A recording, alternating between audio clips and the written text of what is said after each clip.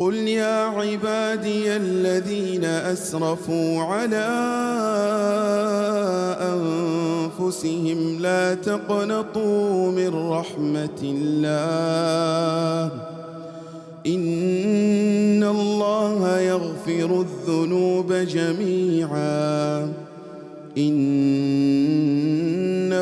هو الغفور الرحيم وأنيبوا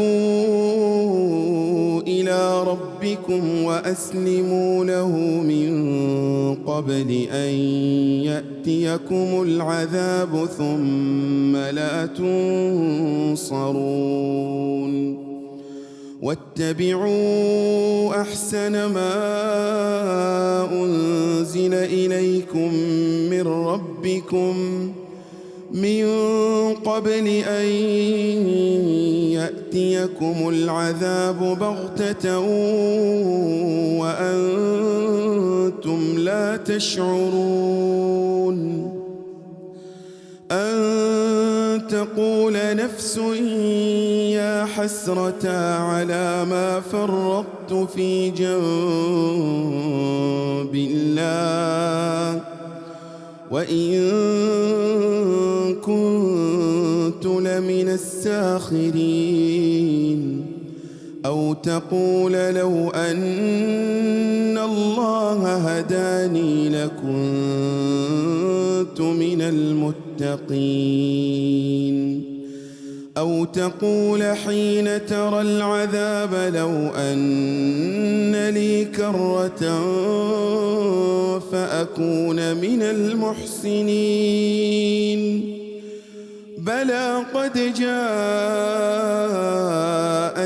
آياتي فكذبت بها واستكبرت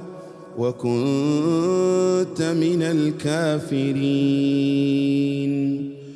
ويوم القيامة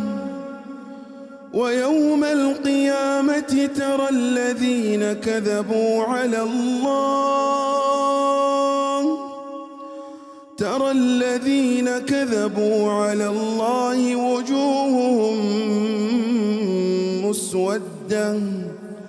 أليس في جهنم مثوى للمتكبرين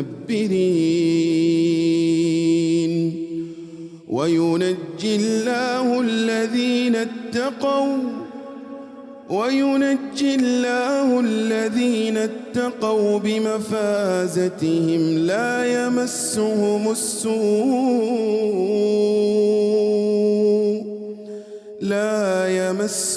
السوء ولا هم يحزنون الله خالق كل شيء وهو على كل شيء وكيل له مقاليد السماوات والأرض والذين كفروا بآيات الله أولئك هم الخاسرون قل أفغير الله تأمروني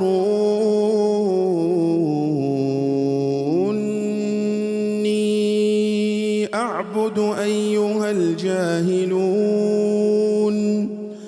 ولقد أوحي إليك وإلى الذين من قبلك لئن أشركت ليحبطن عملك ولتكونن من الخاسرين بل الله فاعبد وكن من الشاكرين وما قدروا الله حق قدره والأرض جميعا قبضته يوم القيامة والسماوات مطويات بيمينه سبحانه وتعالى عما يشركون ونفخ في الصور فصعق من في السماوات ومن في الأرض إلا من شاء الله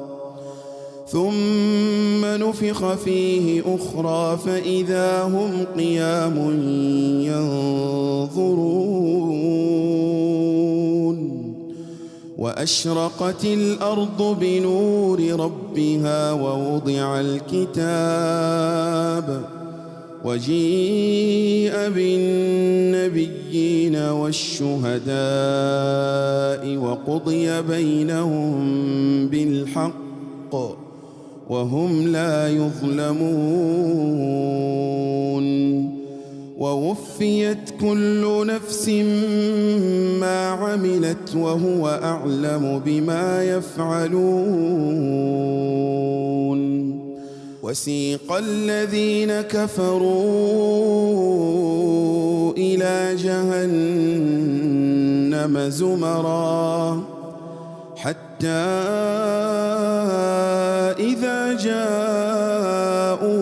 فتحت أبوابها وقال لهم خزنتها ألم يأتكم رسل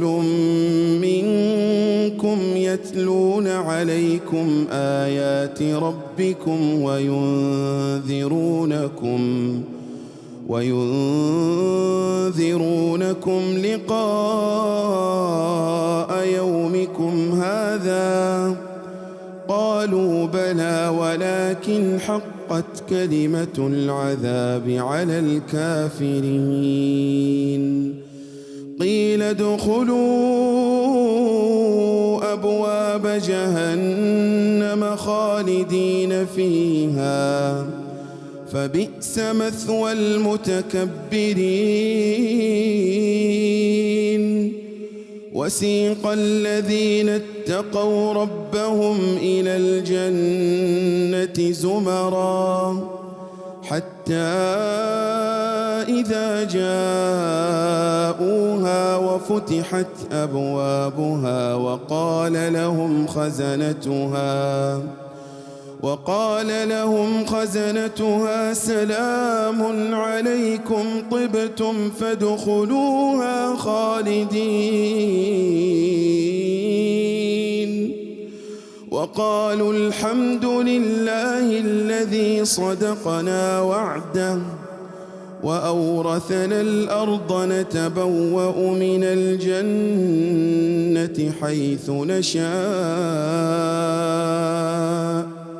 فنعم أجر العاملين وترى الملائكة